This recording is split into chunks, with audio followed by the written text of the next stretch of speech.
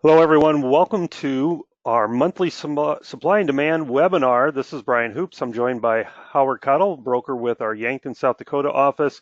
It is post-crop report Thursday, July the 12th. We thank you for joining us and taking your time to listen to us today. We're going to be talking about the report, some implications, some marketing strategies, and kind of what this means going forward, because that's what we're here to look at. I'm joined by Howard Kathol. Howard, thanks for being with us. How are you doing today? Doing fine, Brian. Thanks for having me on today.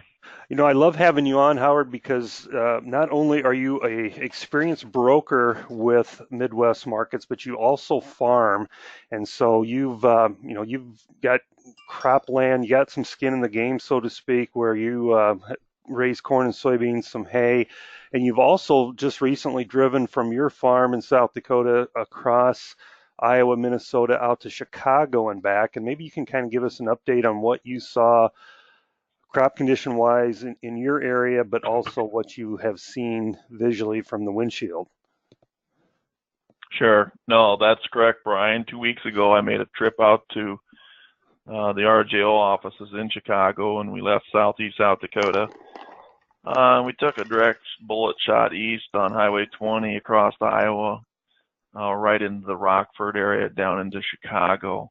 And I would say on that drive 2 weeks ago, what I was noticing, keep in mind, that's when a lot of this rain was hitting the Northwest Corn Belt. The one thing I can say I thought it was consistent was the corn all the way from Sioux City to Chicago. The color would look good. You didn't see a lot of drowned outs, if any, on that particular stretch of road. The thing that probably I noticed most was the consistency of it. The height and the color all looked advanced for that 8-hour drive into Chicago. Beans, on the other hand, maybe looked a little bit behind, if anything, and maybe a little bit discolored is the thing I noticed there. So between the two crops, clearly the corn was much more impressed than with the beans, but the beans are small. And in a few areas, there was a little water setting. So as I moved out of Chicago, went up to Wisconsin, took Interstate 90, across the southern portion of Wisconsin and all the way across the southern portion of Minnesota, back through Sioux Falls and down towards Yankton. Again, that was after all these rains had taken place, a day or two after.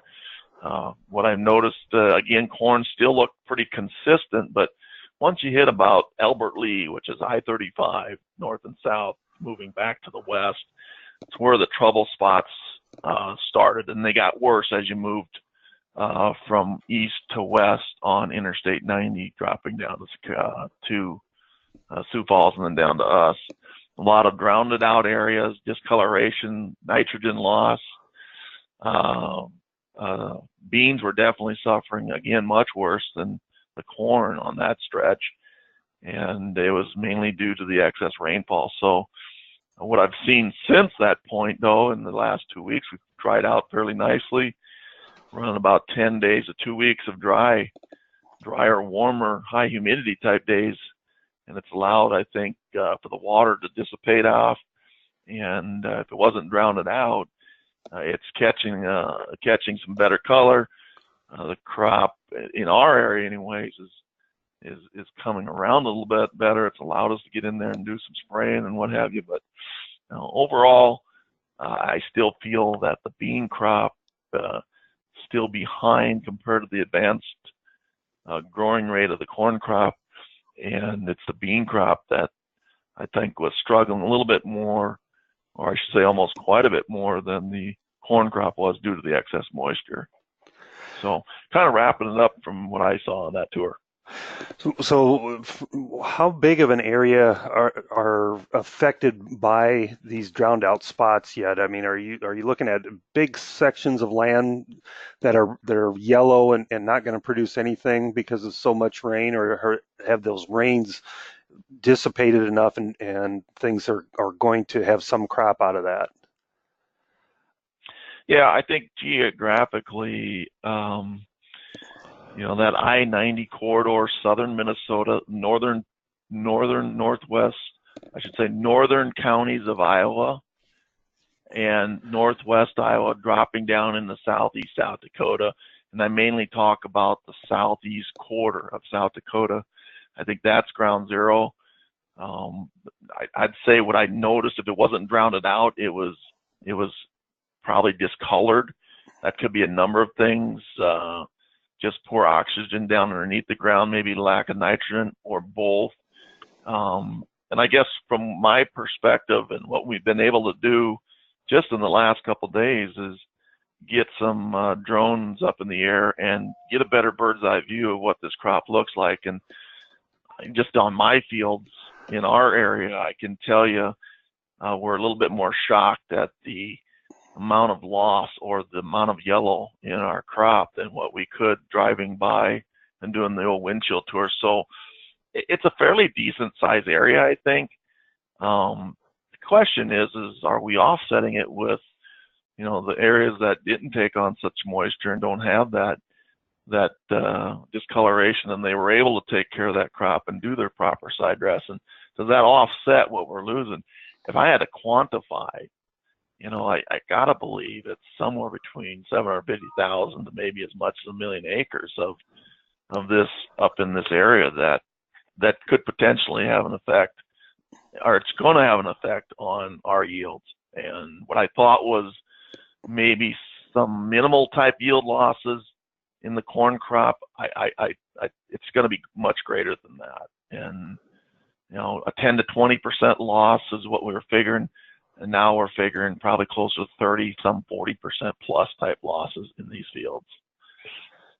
And that will get to be pretty significant when you're talking that type of loss in those areas. So no doubt about it. But as you said, things improving, and the question will be is how much nitrogen is left, and will they produce much, if anything, out of those areas that are drowned out? Because it's a pretty wide area. We have an office in Storm Lake that, just perfect conditions here, but you don't go very far to our office in Pocahontas, and that's one of those ground zero spots you talked about where very, very heavy flooding has taken place, a lot of ponding, but it's gotten better, but there's been some damage done, no doubt. We had a supply and demand report out today, and we are here to take a look at that. There's some numbers that we're going to discuss, and ending stocks numbers. USDA gave us a little bit of a surprise today. The corn number, if you look at that first, compared to the average trade guess, corn numbers well below the average trade guess, and even down compared to last month. And if you look at a year ago, we are sitting much better shape as far as supply. We're not quite so burdensome. But the soybean number here, a little bit of a berry surprise. Howard, did you have any quick takeaways from those ending stocks numbers from the USDA? Yeah, definitely. I thought the corn number that we issued today, 1.552 billion bushels compared to the average trade guess, almost 150 million less than what that guess was. I think the trade might have been leaning. Obviously, they knew they were going to bring in acres, roughly 1 acre more on the actual planting and harvesting, and it is about a toss-up whether they were going to adjust yield. They did not, and I'm not sure if the average trade guess thought we'd see some additional, maybe a bushel or so on the yield to help bring that ending stocks up. So a nice little surprise there on the corn. However, on that bean number, I mean, I had to do a double take just to see if the numbers produced were correct. Average trade guess 482 million bushels. That was fully expecting USDA to trim the exports due to the tariff war that's going on. We thought 75 to 100 million bushels would be the cut in exports, driving that bushels right down to the ending stocks, leaving 482 as our number. However, USDA did come out and adjust that number significantly higher, slashing U.S. exports 250 million bushels, which gave us that large 480 million bushel carry out for the 18-19 season. So a little bit of a, shouldn't say a little bit, but I was a little bit more shocked definitely on that number in retrospect to the average trade guess, and that was the corn. Yeah, the trade had had been making contract lows going into this report, anticipating some bearish news, and we certainly did not get that in the corn. Soybeans, it was bearish, but really not anything that's too surprising. The increase in ending stocks more than expected, but um, soybean market did not do too bad. We'll look at the world ending stocks numbers here quickly, and then we'll go commodity by commodity and look at things as well. World ending stocks, and this is, I think, one of the reasons why wheat was able to muster a pretty strong rally today, is world ending stocks for wheat below the average trade guess and down from last month. And you look at the soybean number, it's up quite a bit from the previous month. Another bearish news item for soybeans. Corn in line with the guesses, even though a little bit less. And that was the reason, I think, why we were able to support the corn market, the wheat market rally in here, while soybeans struggled to sustain any gains throughout the trading session. Let's look at corn, Howard, and then we'll get kind of your thoughts on what the USDA had to say. These are the numbers that the USDA threw out at us, and one thing you alluded to was this yield number here per acre. It was unchanged from a month ago. Do you want to go through some of these other numbers and talk about what you thought was important for corn market here? Yeah, I think the continued drumbeat in the corn market is the stout demand. And if you notice, our beginning ending stocks, they're roughly down 70 million bushels, and that had to do with USDA increasing the old crop export numbers, chewing away a little bit more on that supply and driving down the 17-18 ending stock. So we come in a little bit less at the get-go. USDA not changing the yield, coming in with total supply right around that 16.3, and that total supply was based off the acre adjustment that we got. Other than that, I mean, it's a good solid beginning, I'll say that, for USDA, keeping the drum beating on our good demand story on U.S. corn. So that gave us the 1.552 ending stocks for that 18-19 crop, slightly below our prior number of 1.577. So constructive on the corn. And what's in the back of my mind right now is, okay, that number probably, even with the robust demand, is probably going to get adjusted higher due to the fact that this crop is rated quite high, even with the issues and problems we're having out here. Fully expect USDA to start ratcheting that harvested yield from 174 higher, and that'll be the debate moving forward, is how high. And yet I think weather can play a part in that. However, my guess, I mean, we're just looking at this window kind of closing once pollination comes and goes. It's all about ear fill and things like that, and heat can sure reduce that, but I fully expect USDA to start climbing up on yield, and that will directly impact ending stocks. Absolutely. It's a good point that you make. The USDA left the yield number unchanged. Last year, we were 2.6 bushels per acre better. Our crop ratings are much higher this year. So, for sake of argument, if we add 3 bushels per acre and have a yield very similar to a year ago, that's going to add roughly 250 million bushels of ending stocks to our balance sheet. If we've heard some people talk 180 bushel type yield, that's adding 500 million bushels of ending stocks and putting us over that 2 billion bushel carryover number once again. Is this the smallest ending stocks estimate we're gonna see for a while? I would be in that camp, Brian. I think you hit it on the head there. These are our numbers. And I understand we're at cheap prices right now. And to me, that still entices people to come to the U.S. and buy our inventory because we are still fairly cheap. However, I think the focus is truly going to be on the next 6 to 8 weeks worth of weather. And the idea that USDA will start ratcheting up that number from 174 maybe to 177, 178 and we'll see how high is high. But no, I'd say yes. I should say I think the 150, 1.552 number may be our lowest one we see for the balance of this year. Okay, so that being said, I've gotten calls here recently from producers who maybe are holding some old crop corn, who haven't sold new crop, and they know they have to make cash sales at harvest to generate cash flow. From a producer standpoint, if you're in one of those camps where you need to make some cash sales very soon, what do you do to protect yourself? Are you better off making sales today on this little bump that we have? Do you wait for a rally in August into September? What's your marketing strategy for those producers? Yeah, and what I've been telling producers, we're talking about production and we're talking about political environment. And right now, I think we're really wrapped up in political environment. However, the market hasn't been able to chew on anything but that because the weather's been so decent, and it's had nothing to do but build a nice production environment for the most part. So we're seeing that.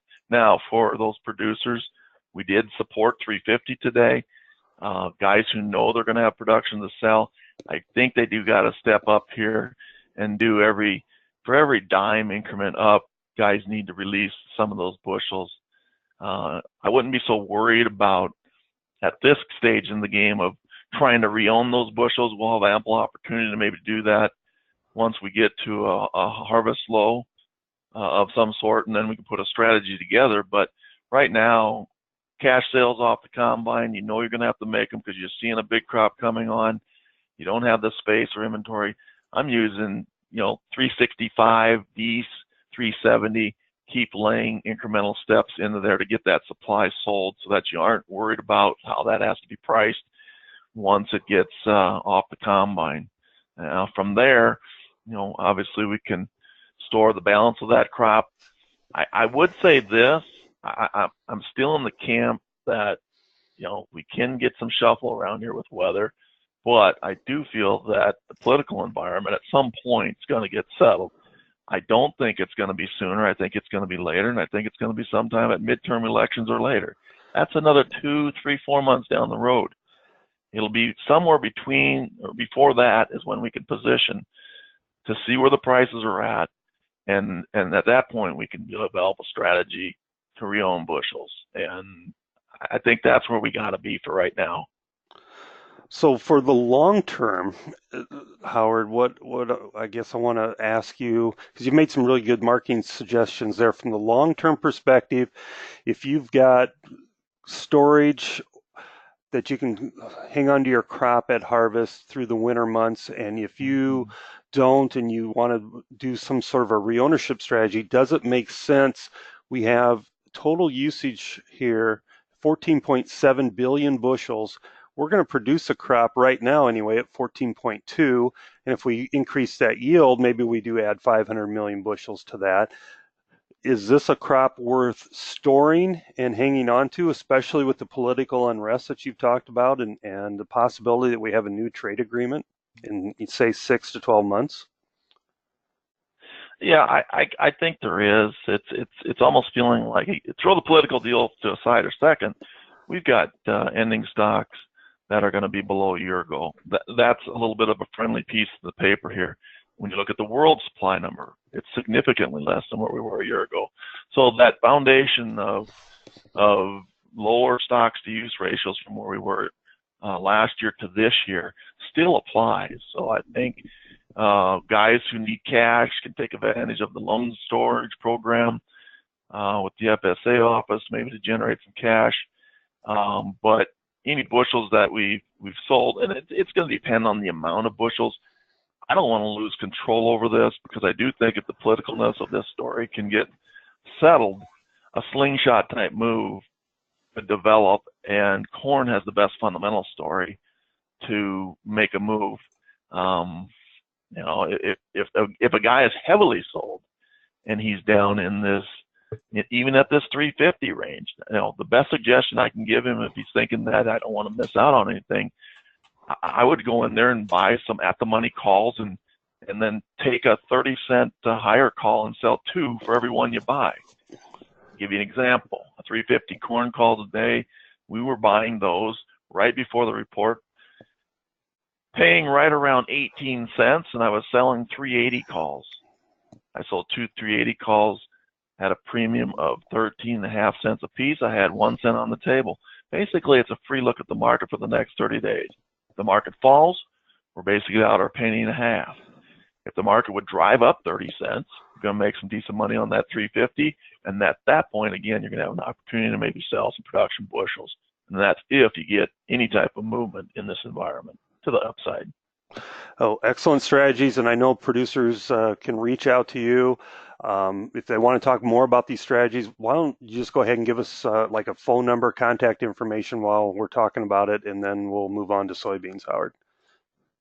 Sure. Phone number for me is 605-661-0508, and you can also contact me on my email, hkmmsinc@gmail.com. And you're also on Twitter. Also on Twitter, we got a handle there of or at hashtag Kathol, Kathol, _ Howard, HOWARD. Excellent. Thanks, Howard. Okay, let's look at soybeans here. Once again, USDA did not make any yield adjustments or changes. It's really early in the growing season here. We're mid-July, but the soybean crop is the crop of August. So we've got a lot of time to make or break this soybean market. Did see a small increase in harvested acres, a small reduction in the beginning stocks. And you look at total supply virtually unchanged from a month ago. Big change coming here in the export forecast.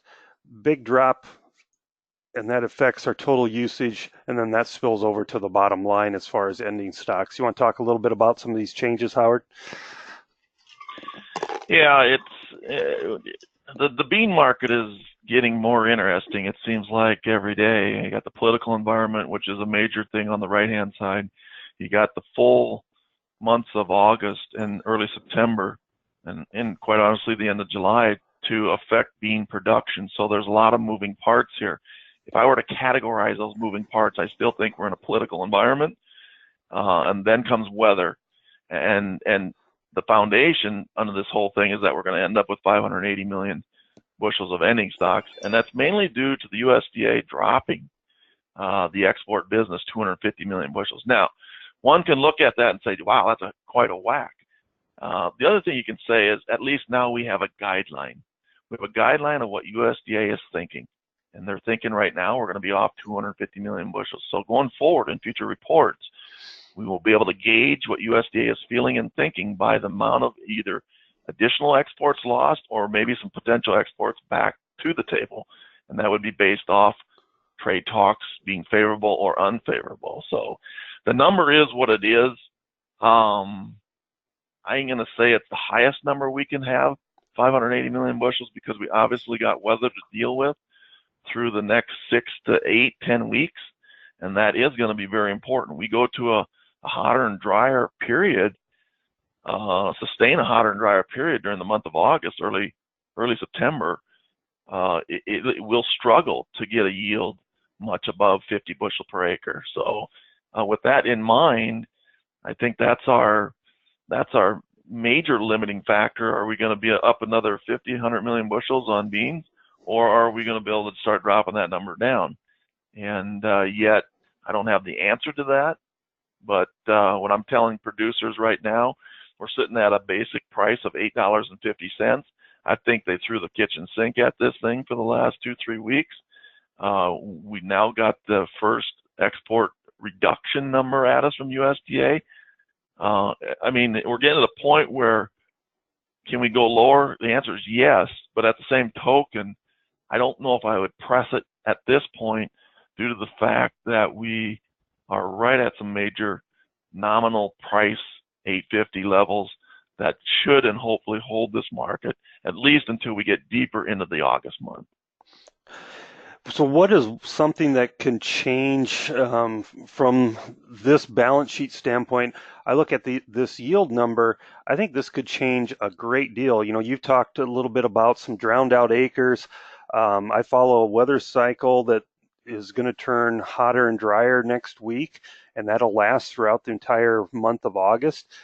I mean, is it a guarantee that these yield numbers have to go up just because the crop ratings are high right now? I would say absolutely not. I mean, I'm in the camp that says the Monday crop condition ratings to me are nothing more than a beauty contest. It's 1,500 players out there giving their advice on how that crop looks. This crop is young. It's been hurt. Uh, it needs to be spoon-fed moisture, but not too much, and it needs warmth to continue offsetting the guys who are too soaked versus the guys who don't need it. So the answer is quite obviously yes. I mean, we could see a 2 bushel drop from 48.5 very easily, just as easy as we could see a bushel and a half increase above 48. So to me, 48.5 is a good number to have right here, right now, but could drastically change percentage-wise significantly in both directions. And given the fact the way this crop has started off, to me, I don't think that the potential is as great as we have been in the past years. And you just don't recover as well when you come with a lot of good production areas in Minnesota, Iowa, key growing areas of South Dakota, and even the drought that you're seeing in Missouri, that there's areas that need rain and there's areas that just need to be spoon-fed, which is us, but can definitely have a major impact on this yield yet going forward. Absolutely, it could. So, all right, marketing strategies for producers. If they're in that camp where they need to make some sales at harvest time frame, do you store this crop? Do you sell the crop? What's your best strategy based on what we know today? Yeah, my gut feeling and what I've been telling producers today is 850 is kind of a nice line in the sand. We've absorbed a ton of bearish information. The market tried to go down after they saw the 580 million bushel ending stock number today. It recovered quite nicely. We might even trapped a few bears down there. But my thinking still going forward is let's use any rallies that we get to step up and move any bushels that we may know we're going to sell off the combine. And at that point, we can pick a strategy. And again, I'm probably going to use a similar strategy of what we did in the corn. If the producer does make the sales and is just adamant about thinking, hey, something political could happen, which I'm not quite in that mindset yet. I still believe the midterm elections play a big part in soybean price movements due to tariff wars.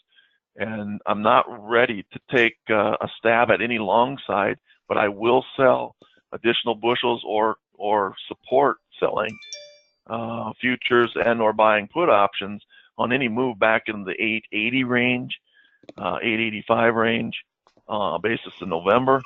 And then we just have to wait and see how this July forecast takes off and comes to fruition. Obviously, if we stay ideal and the trade believes that we start inching this thing up, we got the protection on. And yet, once we get the harvest, and I know a lot of producers do like to sell beans at harvest, it'll be at that point I'll get much more aggressive as far as reowning this bean crop, because I do feel we've been hit extremely hard on price due to the tariff war that's out there, and there's no movement right now. And the information I'm getting off Twitter directly from President Trump is that he's in for the long haul. It's very vital that he keeps his seats on the Senate in the midterms. And I think if that happens, China has to come to the table then to get negotiations going. And it'll be at that point, I feel, we'll have more direction on where we're going with trade. But I would definitely have an ownership plan of some sort. Just give us a call. We can discuss that once the combines get going. But 30, 40 cent rallies from this point, I'm a hedger. I still want to protect I'd be trying to protect that price under the uncertainties of the political environment that we're currently in. Good stuff, Howard. We appreciate your commentary on that. And we're going to move on to the wheat market here. Talk about this market real quickly. It had ending stocks numbers and also winter wheat production, and I'll go through these production numbers here. Nothing, I don't think, really stands out. The spring wheat crop we know is bigger than a year ago. 614 million bushels, a little bit larger than the trade had guessed, but compared to a year ago, 416, that's a big jump, as we've got a crop that's at least twice as good ratings-wise than a year ago. The all wheat number right in line with the estimate and a little bit larger than last month. So continuing that trend that found a little bit better hard red winter wheat yields and some spring wheat yields so far. Compared to what we've seen a month ago. Here's the hard wheat, 657 versus 650. Soft wheat, 303 is the number. A little bit less than last month, and I think that's the reason why we saw Chicago start to gain against the Kansas City is maybe those yield numbers going down. Chicago is traded where soft red wheat is traded, and Kansas City the hard. And then as we move to our next screen, we've got the supply and demand numbers for all wheat classes here, and the USDA did bump up yields a little bit compared to last month. That's a little negative for this market, but we look at the bottom line here, ending stocks numbers a little bit larger, kind of a mild bump in export forecast by 25 million bushels. Real quickly, Howard, wheat producers, if they just get done harvesting their hard red wheat crop, going to combine their spring wheat crop here soon. Plans for marketing some of that wheat crop? Yeah, getting back to production a little bit, we're obviously starting to dig into the winter wheat up here in the Dakotas, and then we'll progress into the spring wheat. Some of the yields I'm hearing, they are somewhat disappointing to the producers up here, where we're looking for 65 to maybe 80 bushel wheat. I'm hearing yields somewhere between 50 and 65 right now, so they're a little disappointed on the yield. However, the protein levels are a little better, and that coincides usually with less wheat production. But we are hearing some nice 13.5, 14% protein levels, giving some premiums to the producers. Now, most of these guys do like to move that wheat off the combines. They're getting it going. I could be convinced either way a little bit. The thing I like about the wheat story, yes, we grew a little bit on the ending stocks in the U.S. as a whole, but on the world supply, we are dropping in the right direction. I think it was 5 million metric ton less. It's in a political war as well. We've got some production issues out in Russia and in the European areas, but guys are selling that wheat. Nothing wrong with going out and maybe even etch out December wheat call options. Something 20 cents out of the money. I think is fair game to take on in this hard red, and take going to December, or even maybe go out into March. We'll know a lot more by then, and once that wheat's off the combines, usually all of that harvest pressure's gone, and usually we do get a normal postseason harvest bounce, and yet in the next 2 months, yeah, if we could settle the political arena down on the tariffs, I think all these grains could have a nice little pop. So I'm wanting to re-own a little wheat. I don't know if I'd own 100% of it, but I'd sure take 50% of my crop, maybe buy a nice call option, spending right around 20 cents, and owning that in the Dece or in the March of 19, and see where we go from there. Sounds good. Appreciate the thoughts, comments on that. Kind of going to wrap up our webinar here, Howard, and we want to thank everybody again for participating and the attention in today's meeting. Want you to reach out to Howard. If you want to give your phone number one more time, HK, but they can get a hold of you. And yeah, it's Howard Kathol at 605-661-0508. And maybe, Brian, if I could just add as a whole, because we have fielded a lot of calls in regards to how low is low. And I guess put yourself in the mindset of the bigger players. We're all farmers out here, and we're trying to do proper hedging and proper marketing, but it's the bigger players that actually are needed in this market to move these markets. And what I'm telling you is the big spec players have left this market. They need a reason to come back into it. So we either need something in the weather, or we need a major political a win with tariffs to get those folks excited about coming back in here. And until that happens, I think upsides on all these grains are somewhat limited. We just need the players to come back in. They don't like uncertainty, and until they can find something with more certain and they can dig their teeth into something, don't expect those guys to just come jumping back in. They're smart money. They play this thing well, and they won't sit here and try to catch this falling knife price. They'll wait for something they can dig into before they come back into this. And I think people just need to keep that in mind when they're out here making decisions, because it is the bigger money that moves these markets, and we love them when it's going up and we hate them when they're pitching it and going the other way. So that's all I have for now. All right. Thanks, everybody, for joining us and participation once again. We will be back in August with another webinar. Until then, check out our website, MidwestMarketSolutions.com. Sign up for our daily Market Insider TV segments. Have a great month of trade. Good luck, and we'll talk to you again soon.